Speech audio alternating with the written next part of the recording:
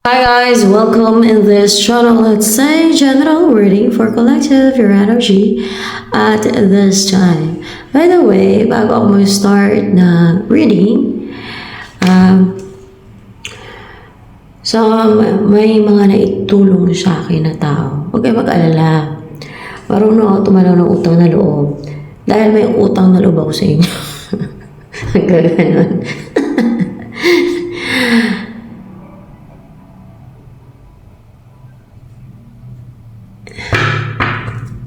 You help me, I will help you in different way. So may maitulong kahit konting bagay. So ayan. Ako yung klase ng tao na pag tinulungan o kaya may naitulong kahit maliit man na bagay ay tatawin ko yung utang na loob, guys. Tatanawin yung utang na loob yan. So, ayan. 8 of Wands and 5 of Pentacles in reverse.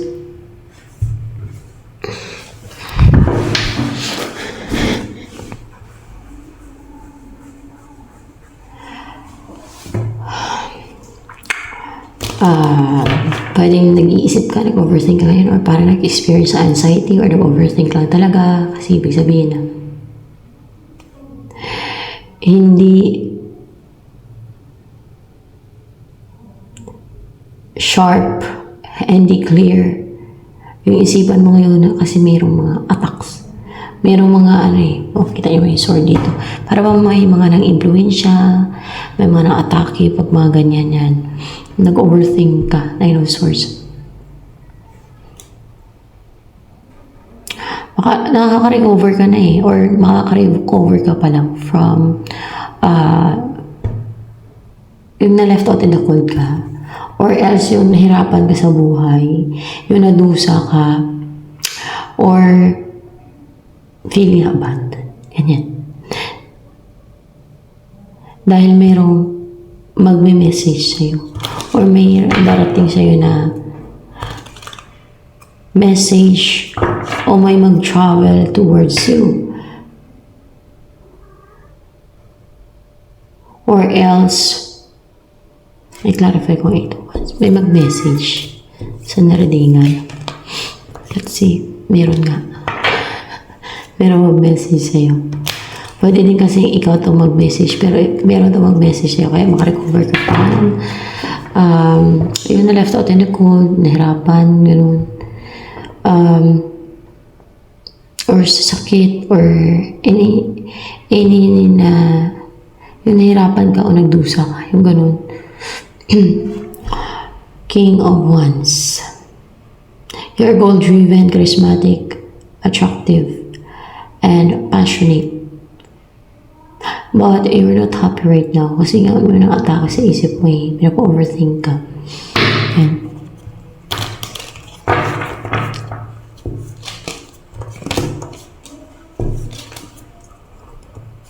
Magician.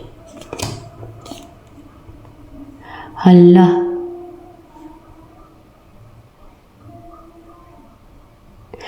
May gumagawa sa'yo may nang-atake sa'yo ng spiritual. O baka manifestation lang. Hindi spiritual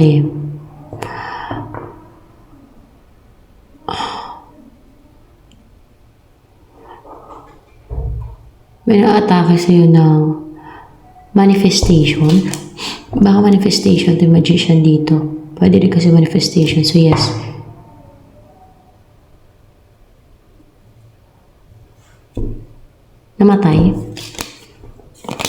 Namatay. Yung deceit niya ginagawa, manifestation. Pero sa fallen angel din yung mga manifestation na yun, guys. Bakit? Hindi ka dumidiretso sa God Universe yung parang sinasamba mo. Parang tricks yun ng fallen angels na doon ka humiling sa universe instead sa God. Pero sila nag-grant yan. Alam niyo naman, pag fallen angels, may makapangyarihan din yan sila. Nakapag-grant mga wishes, kaya mayroong mga tao nagbibenta ng kaluluwa nila, di ba? Sa devil, sa fallen angels, Kaya, binibenta nila yung kaluluwa nila para ibigay yung kahilingan nila.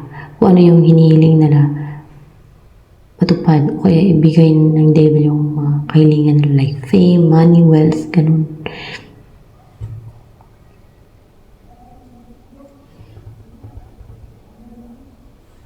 Pero syempre may kapalit, kaluluwa. Pag nabenta ka ng kaluluwa mo sa devil, kaya nabenta ka, di ba? May kapalit. Ang kapalit kay kaluluwa. So yan, kapalit ng mga kahilingan mo ay kaluluwa mo. Kukunin ng devil. Lagay ng devil sa impyerno, saan pa ba niya dadalhin? Pag yung mga nagbibenta ng kaluluwa, mayaman nga sila dito sa mundo. Kasi syempre, yun ang hinihiling nila. O famous. Maganda yung buhay. Walang mga nang atake na evil forces. Lahat ng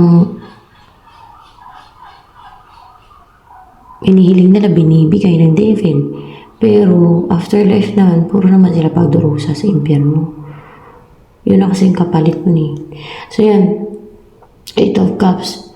Namatay itong gumagawa ng manifestation sa'yo. Bago lang ba namatay yan?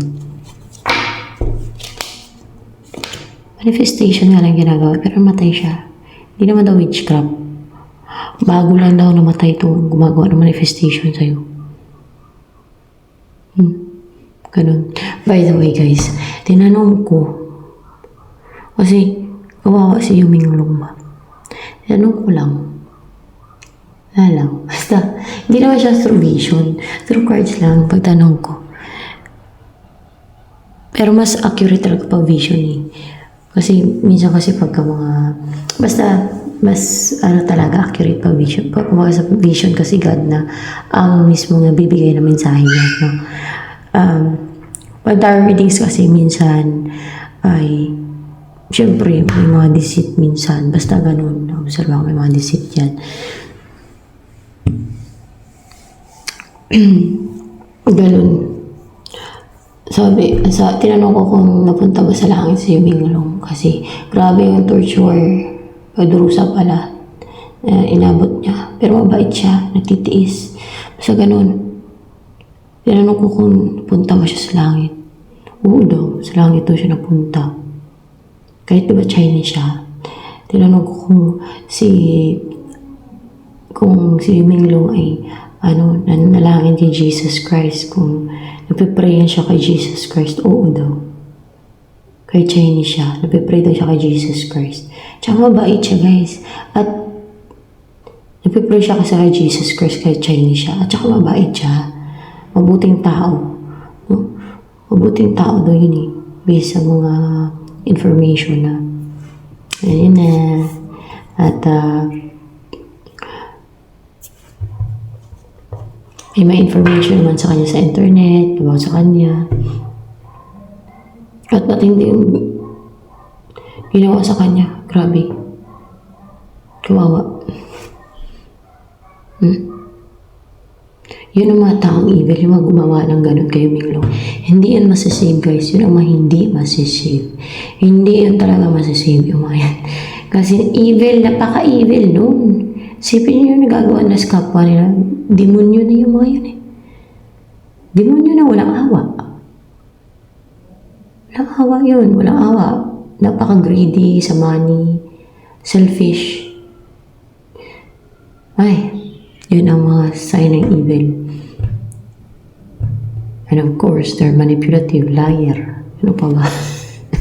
Basta evil yan na sign.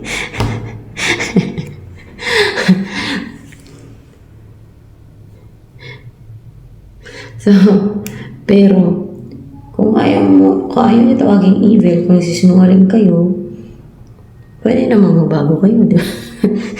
Tigil niyo pag sinungaling o pag manipulate, hindi na kayo matawag ng evil. Kung hindi na kayo gumagawa ng mga evil doings, hindi na kayo matawag ng evil. Ganun lang yun. So, ayan.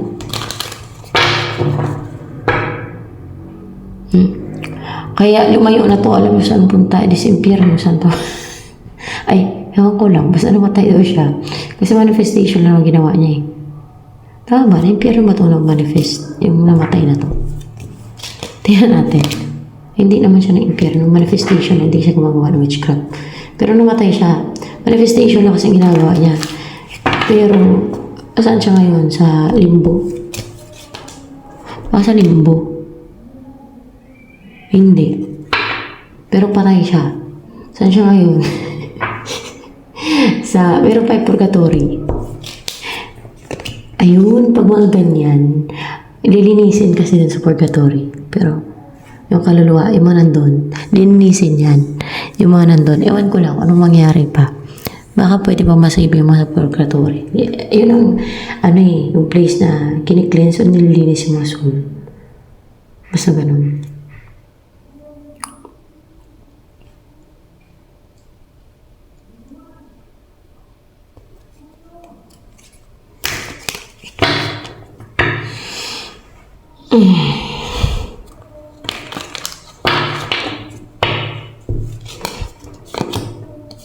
Ay, hala, nasama ko.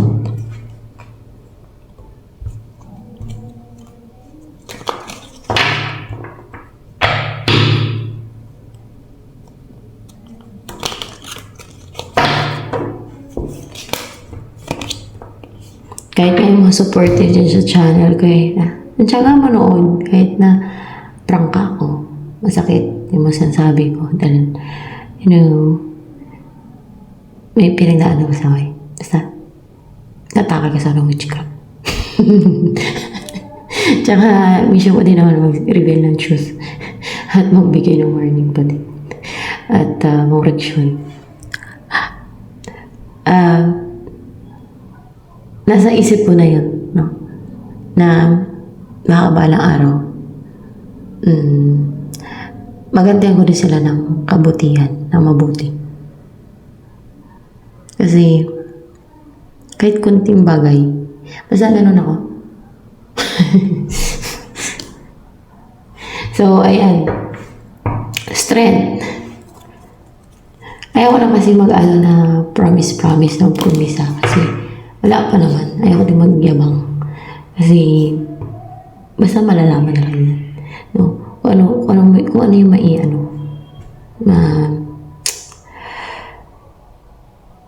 ibalik na maganda. No? Kasi, basta. Yun. So, yan. Strength. Yan, guys. So, hindi ako yung tao mang taken for granted, guys. O yung tao mang take advantage. No. Hindi.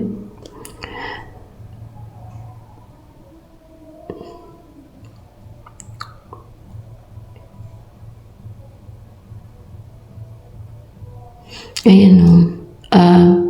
That's why you are strong right now. Kasi wala na itong gumagawa sa'yo ng deceit. Deceit yung ginagawa niya.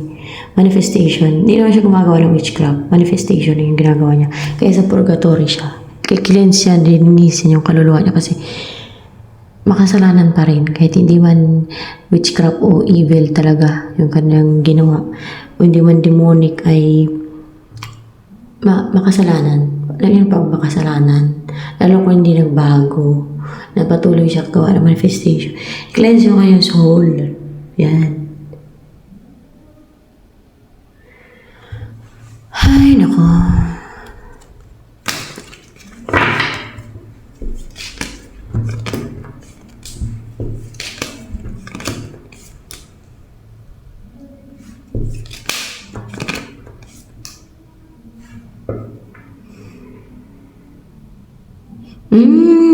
Nalaman na yung deceit ng pamilya na to.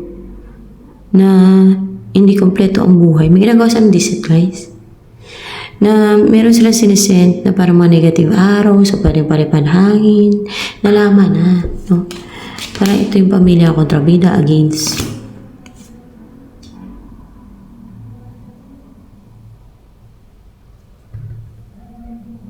Kung kaya, hindi na nila nakokontrol yung kung sino man nakaalam ng deceit. Sino man nakaalam ng deceit nila. Yung person. Bakit person? No? Hindi. Ibang tao. Mukhang hindi pa. Alam yun eh. Ikaw? Oh yeah, ikaw. Ikaw. Alam mo na yung deceit nila. May sinesend sila sa'yo. Itong family nito. Meron to. May mga deceit.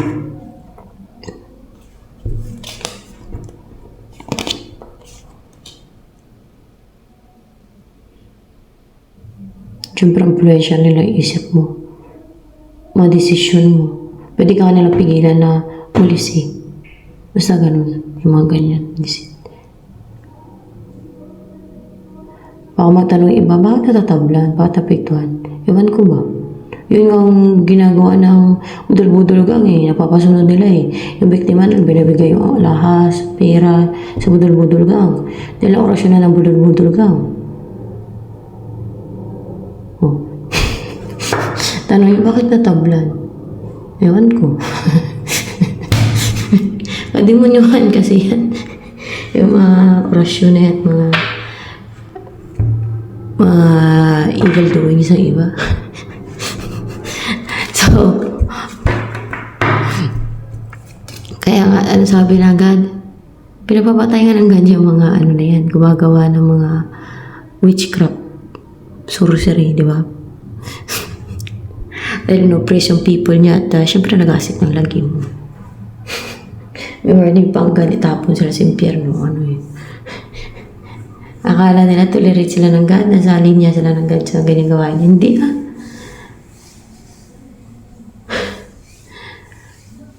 Siguro pwedeng maano sila, mailine niya sa nagdiwala kung magbago sila. Maging right, lalo kung maging righteous na. Mabuting tao.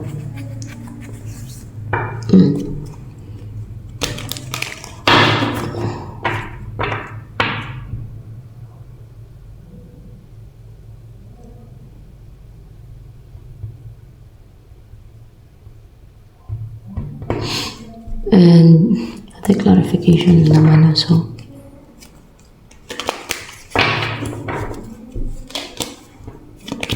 Kung sinintan ka ng devil o evil forces para kontrolin ka, manipulahin, hindi na makapang baka sila mismo tong through spell nila palipadangin, no control ka, hindi na sila makapang control. Ito talaga lalabas, Four of Swords. Knight of Pentacles in reverse.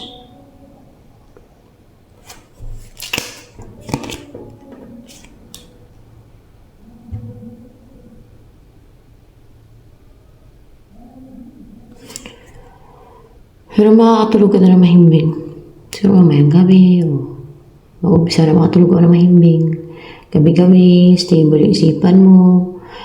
Hindi na mapasok ng atake nila. Kaya makatulog ka ng mahimbing gabi-gabi. Hindi ka ma-insomnia. Kasi itong King of Pentacles in reverse, para bang experience ng instability sa buhay niya, financial crisis or unstable lang talaga or feeling insecure and grounded. Hindi practical. Yung mga ganun na yung energy nito. Nare-reject kasi yung manipulation yan. Mga sinesend sa'yo na mga deceit, manipulation o spell. Na-separate sa'yo. Na-separate daw sa'yo. Yung mga sinent niya sa'yo. At hindi na lang tuloy-tuloy na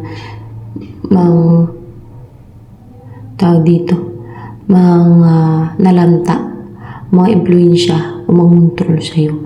Tingnan nyo in reverse, di ba? Yan.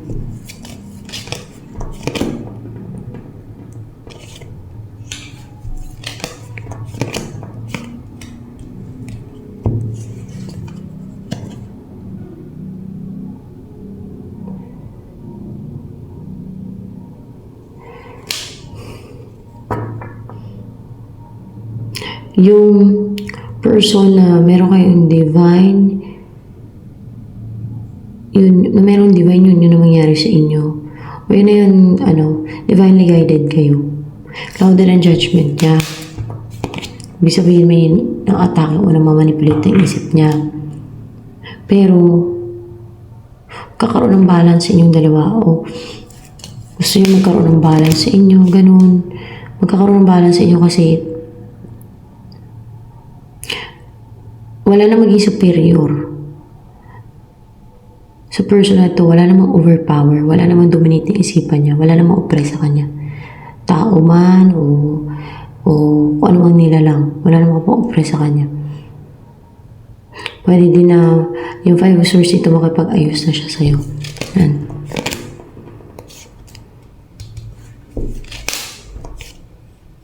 Oh, see?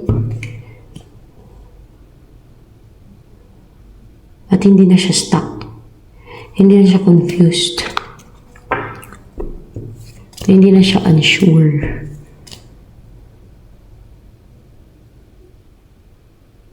Parang may pagka-cold and emotional lang siya ngayon.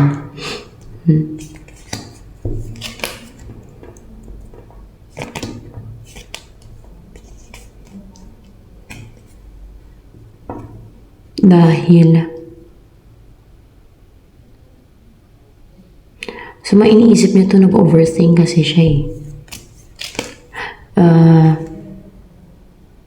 Or, let's see, sino yung cold and emotional? Siya ba yan? Yung person yan? Hindi, ikaw. Ikaw daw. Ikaw pala tong cold and emotional dito. Oh, ikaw to. Kasi, ganito, may nakataka sa isipan mo.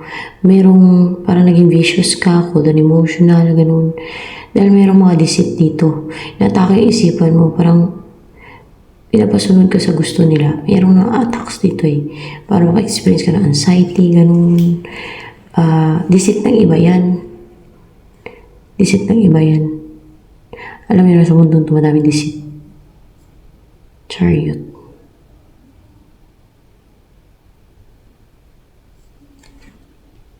At parang, nag-ano kay, parang walang believe sa sarili mo.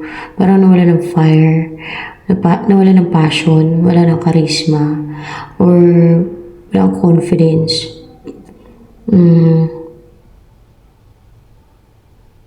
May insecurities. Hindi ganun ka-attractive kasi yung personality mo kasi may mga na-atake. Yung zero purpose mo na-atake sa'yo. Pero actually, kung madami man sila, yung isang gumagawa ng deceit sa'yo, patay na. No? At nasa purgatory daw siya. At alam niyo naman kung ano yung deceit na ginawa niya. Kaya ba pinatay yun? Kasi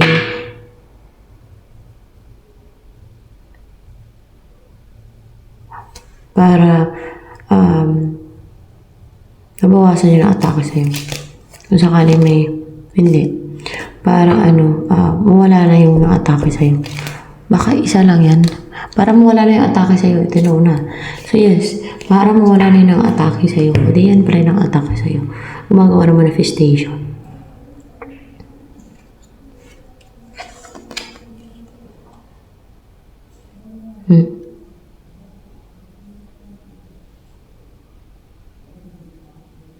Pag pinapatay ng God, ang masama, will ng God yun. Kaya pinapatay ng God kasi masama.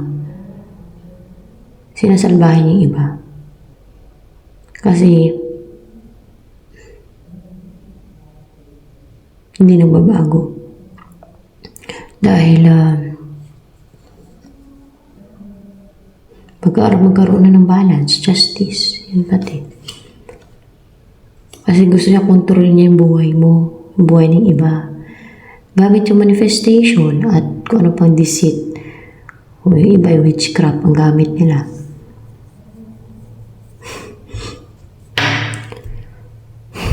Patay. Ewan ko lang kung babae, lalaki itong patay na to. Ganyan naman dito sa mundo eh. Namamatay talaga ang tao. Hindi naman matagal ang buhay ng tao dito sa mundo. Dumadaan lang ang tao dito.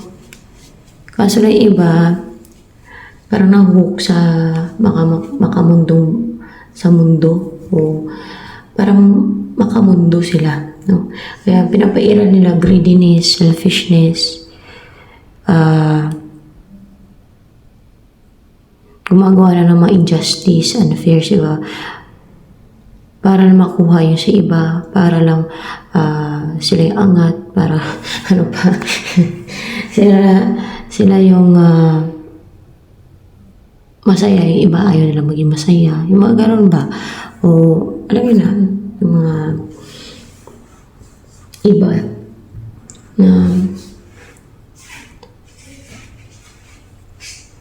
yung iniisip nila, yung buhay nila, kung paano na makuha yung mga gusto nila, yung ngayon, habang nabubuhay sila. Yung goals nila dito sa mundo, o yung mga goals nila. Kaya kahit masama, yung pamaraan nila para makuha nila yung goals nila, gagawin nila. Kahit sa masamang paraan, kahit na ikakapamak na soul nila.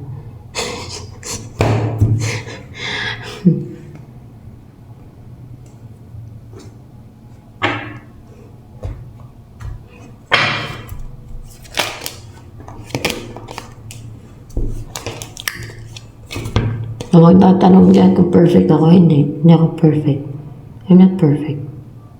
Pero obedient ako sa God. Sumusunod ako kung ano yung utos sa akin ng God.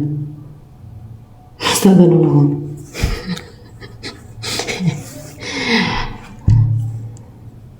Kaya nagkakamali, minsan sinasabi ko yun, minsan nabubulol pa ako. Kasi hindi ako perfect eh. Diba? Yung mga ganun na, yun ang masasabi na hindi perfect. Pero yung intentional, na pinagplanuhan, hindi mo marason na hindi ka perfect ha. Kasi intentional yun, pinagplanuhan mo yun. Well, 5 of Wands, 6 of Pentacles.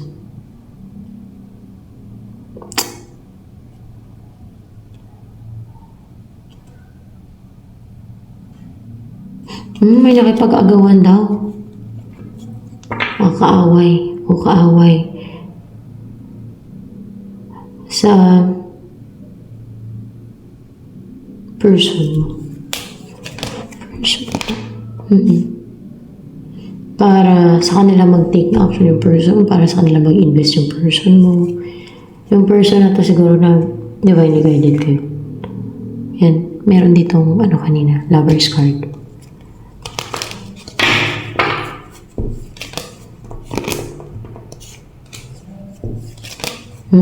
Yung tao, divinely guided kayo. Na, actually, nag-juggling siya eh. Pero mag-take siya ng action kasi namatay na yung gumagawa ng manifestation. Malalaman mo ba agad na namatay na yung gumawa ng manifestation na yun? O malalaman mo daw agad. Namatay na yung gumagawa ng manifestation na yun. So, malalaman mo yun, lalo kung malapit sa inyo, at may namatay, kung kakilala mo, yun na yun. Siyempre, kakilala mo, kilala ka niya, o kaya kilala ka niya. Paano siya makagawa ng deceit sa'yo kung hindi ka niya kilala, di ba?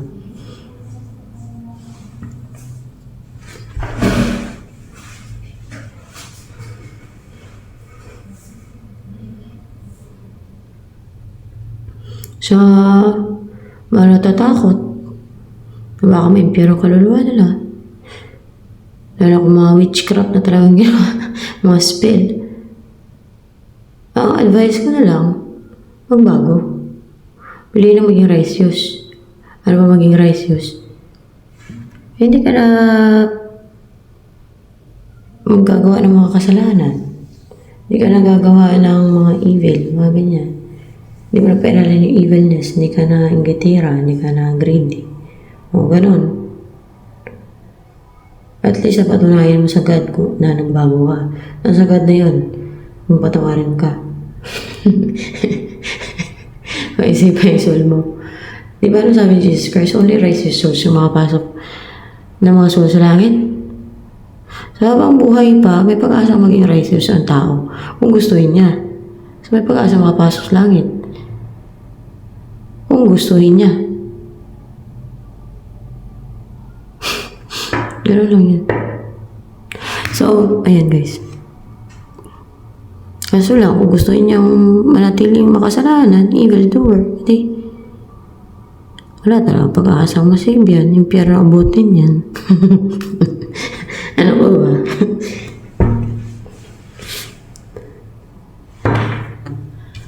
Everybody matter she right now. Such such, buti ka namatay na yan at wala nang gumagawa ng deceit.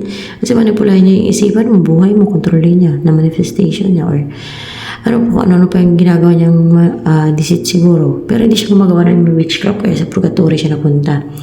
I-cleanse yung soul niya.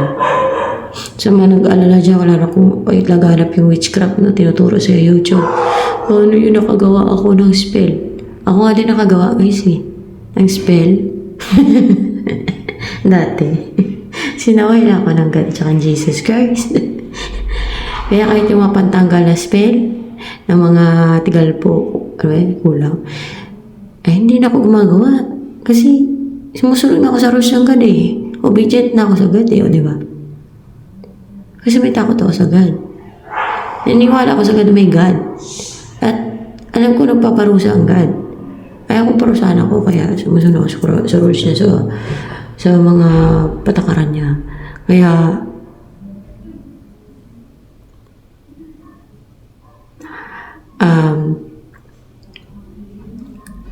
obedient ako.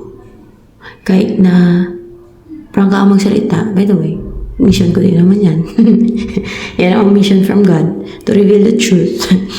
Yung, kagaya kay John, prophet John sa Bible, na pinakain siya ng scroll, o di ba? Yan ang mission niya, kinikiri niya ng mission, kasi pinakain ng scroll, galing sa langit, scroll o libro yun, na alaman ng katotohanan, truth from God. O, kaya makareveal na siya ng truth from God, makapangurik na siya sa mga tao, kasi alam niya na yung paparusahan ng God, kung ano yung yung katotohanan, o di ba? Magbigay na siya ng warnings. Pero mahirap na talaga i-carry ang mission from God, kasi madami talaga magagalit sa'yo. Basta gano'n. Madami may inis sa'yo, ma-offend, o syempre, hindi siya madali. Kahit si John nagsasabi. Diba? Si John yun sa Bible. Na si John, prophet John. So yan, pero okay lang. Mission ko yun, magawa ko. Yung mga ganyan. Carry naman. Tapang kasi ako eh. Kaya wala lang. Tapang magsalita. So yan, the hero.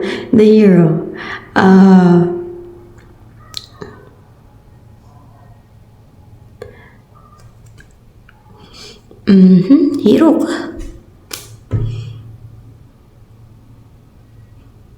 You know what? I'm a hero, driven na empathy, love, affection, yung ba nag-care, no? Lalo empathy. O kaya, sinisave nila yung dapat na isave. Tinutulungan nila yung dapat na tulungan. Yan ang hero. O kaya ay masagasaan na pusa o malulunod na hayop o tao man. Pag tinulungan mo yan, consider na hero ka. O kaya may mga nagugutom na hayop. Para sa akin, pag pinakaya mo yung mga hayop na gutom sakali na wala makain, wala ka na pinag-iba sa hero eh. Siyempre, tumutulong ka eh. O pwede din na hero ka na through sa pagbibigay mo ng guidance, advice, kung yun naman ginagawa mo, pag-reveal ng truth from God, pagbigay ng warnings, and magkupangoreksyon sa mga tao, may mga masave na souls. Bakit? Yung mga magbago, napili na maging righteous, mabuting tao. Yung mga magbago lang ha. Napiliin ang maging mabuting tao na hindi nagagawa ng masama, na hindi na maging evil ang puso nila. Hindi na ingitira, hindi na giridi. Ay, masisave. Yung ganun. So, hero, kasi may mga save na soul. Dahil sa guidance and advice. Pang-correction man, or pagbigay mo ng warning, pag-reveal ng katotohanan, di ba? Mga ganun. Yun ang mga hero. O kaya ay malabo kasi yung yung superhero na nakalipad dito sa sa mundo ko, tika, sa outer space, makalipad ko doon. Walang gravity doon. Ako nakakalipad. Sa panaginip ka lang, kagabi nga eh. Lumipad na naman sa panaginip ko eh. Nanguha pa ako ng buko eh. Nung dumaan ako sa puno ng buko na mataas, nakuha pa ako ng buko. Kaso lang, yung diniretsuhan ko, may trap.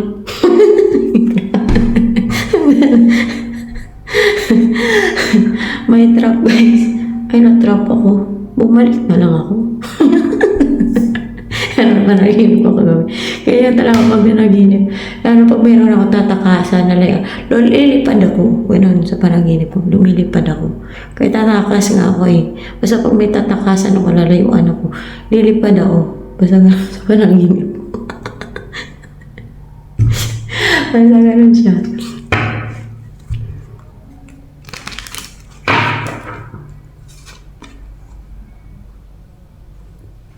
So yan. Ano kaya next na mangyari sa inyo? A new beginning, new relationship. Yan. Sa inyo dalawa eh, di ba? Oh, wow. Ano to eh? Start kayo na magsama na sa isang bahay? O may huge offer sa personal pa lang sa'yo? Well, may bahay kasi dito eh. Pwede yun ang offer niya sa'yo, mag-offer siya na magsama kasi sa bahay. May huge offer lang talaga siya sa'yo. It's a new beginning, stable. O pwede mag-umpisa na talaga magsama sa bahay. Ganun. So yan, ito na lang for collective reading guys.